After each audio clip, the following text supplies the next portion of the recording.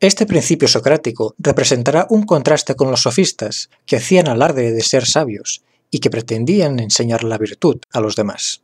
El interés de Sócrates, como ya se ha visto en las anteriores citas de Aristóteles, es una constante búsqueda de las verdades absolutas, rechazando el relativismo propio de los sofistas.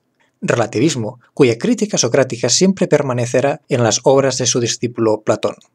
En este pasaje del Teéteto se encuentra uno de los mayores ataques que Sócrates lanza contra el relativismo, pero leeremos este texto de Epícteto, ya que nos deja con una pregunta muy reflexiva al final. ¿Está bien todo lo que les parezca a todos? ¿Y cómo es posible que esté bien lo que se contradice? Por tanto, no todo. ¿Por qué mejor lo que les parece a los sirios? ¿Por qué mejor lo que me parece a mí? ¿O a fulano? Por tanto, no basta con que a uno se lo parezca, para que así sea. Tampoco en los casos de los pesos o las medidas nos basta con la simple apariencia, sino que hemos inventado cierto canon para cada caso.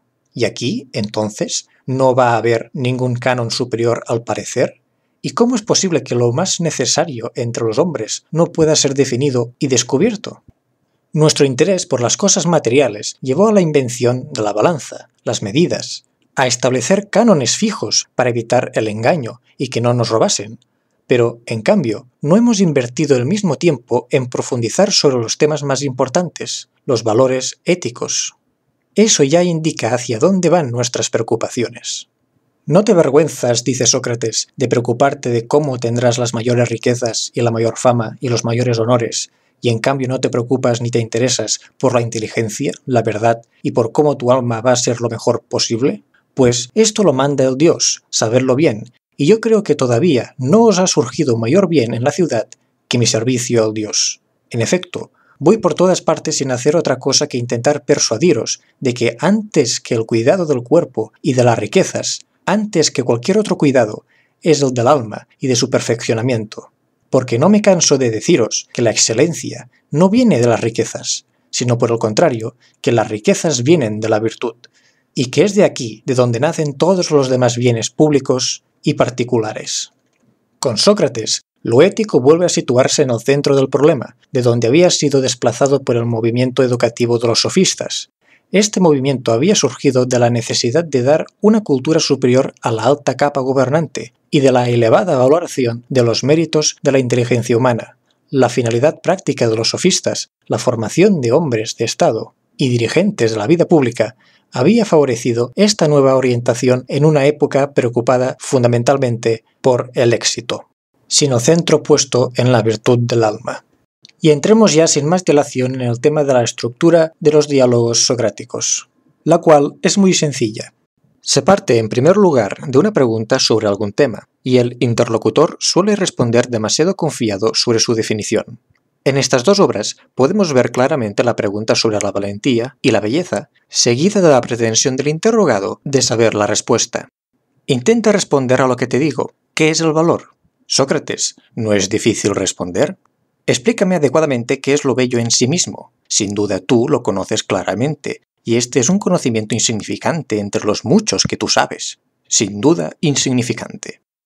Seguidamente se abre un interesante diálogo en el que Sócrates va mostrando la insuficiencia de los razonamientos que el otro usa para explicar el concepto en cuestión, hasta que al final el interrogado se da cuenta de que no tenía una idea clara del tema tratado, y así llega a un callejón sin salida, la aporía.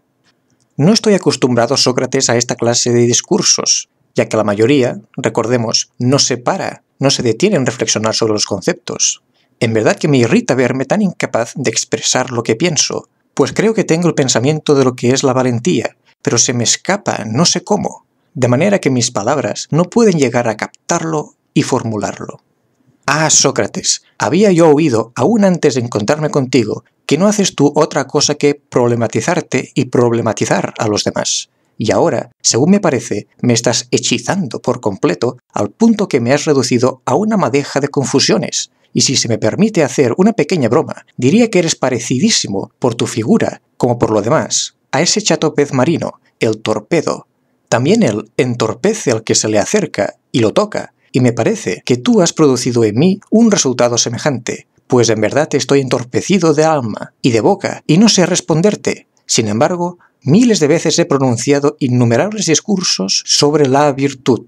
delante de muchas personas, y lo he hecho bien, por lo menos así me parecía, pero ahora, después de hablar contigo, ni siquiera puedo decir qué es. No tengo trato sino conmigo mismo, me considero incesantemente, me examino, me pruebo. Sabemos declinar virtud, justicia, valentía, belleza, aunque no sepamos amarla. Ignoramos qué es la prudencia de hecho y por experiencia, pero lo sabemos por jerga y de memoria.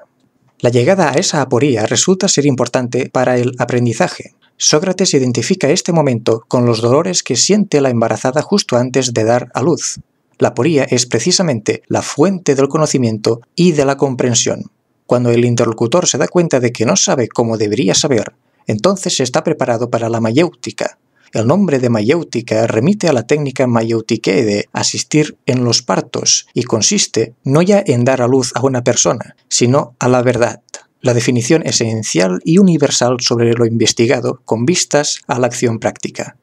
Mi arte, dice Sócrates, de parterar tiene las mismas características que el de ellas, pero se diferencia en el hecho de que asiste a los hombres y no a las mujeres y examina las almas de los que dan a luz, pero no sus cuerpos.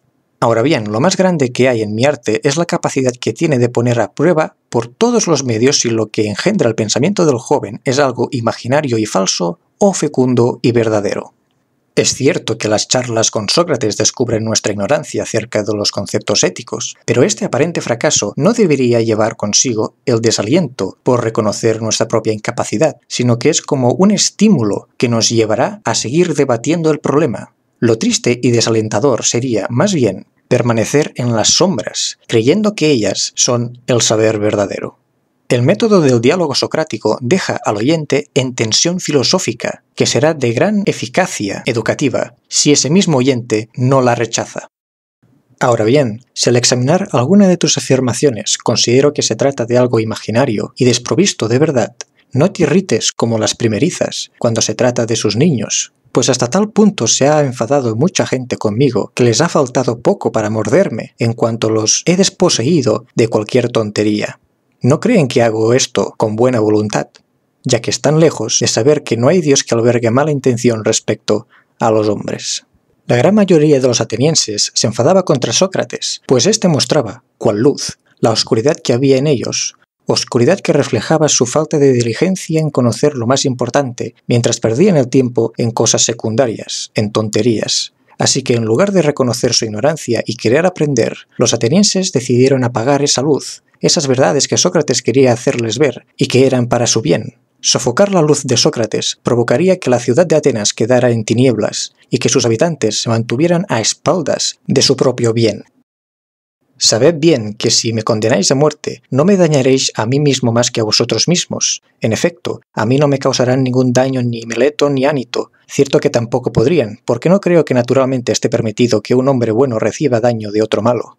Ahora, atenienses, no trato de hacer la defensa en mi favor, sino en el vuestro, no sea que al condenarme cometáis un error respecto a la dádiva del Dios para vosotros. En efecto, si me condenáis a muerte, no encontraréis fácilmente a otro semejante colocado en la ciudad por el Dios. Del mismo modo que, junto a un caballo grande y noble, pero un poco lento por su tamaño, y que necesita ser aguijoneado por una especie de tábano, según creo, el Dios me ha colocado junto a la ciudad para una función semejante, y como tal, despertándoos, persuadiéndoos y reprochándoos uno a uno. No llegaréis a tener fácilmente otro semejante, pero quizás irritados, como los que son despertados cuando cabecean somnolientos, dando un manotazo me condenaréis a muerte, a la ligera. Después pasaríais el resto de la vida durmiendo, a no ser que el Dios, cuidándose de vosotros, os enviara a otro.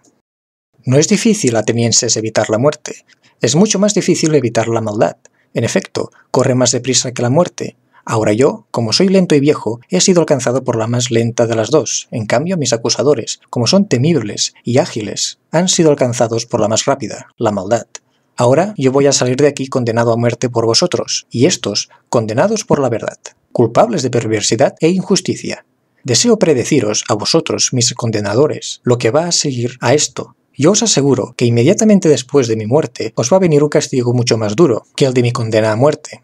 En efecto, ahora habéis hecho esto creyendo que os ibais a librar de dar cuenta de vuestro modo de vida, pero os va a salir muy al contrario, pues si pensáis que matando a la gente vais a impedir que se os reproche que no vivís rectamente, no pensáis bien. Este medio de evitarlo no es muy eficaz ni es honrado, pues es tan absurdo como pensar que por correr la persiana el sol deja de dar su luz. El más honrado y el más sencillo no es reprimir a los demás, sino prepararse para ser lo mejor posible.